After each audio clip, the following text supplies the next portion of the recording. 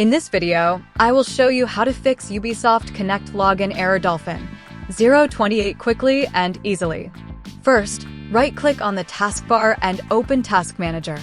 Go to the Details tab, find all Ubisoft Connect processes, right-click them, and click End Task. Now open File Explorer and go to C:\program files, x86, /Ubisoft Game Launcher. Find the cache folder and delete it. Next, press Windows+R type %localapp.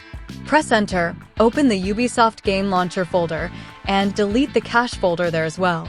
After that, click Start, type CMD, right-click Command Prompt, and choose Run as Administrator. Type these commands one by one. IP protocol configuration/release.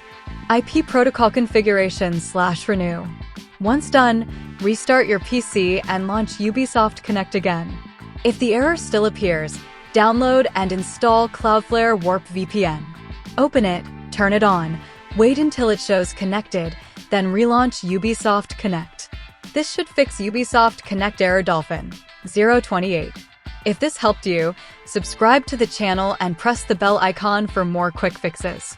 Thanks for watching.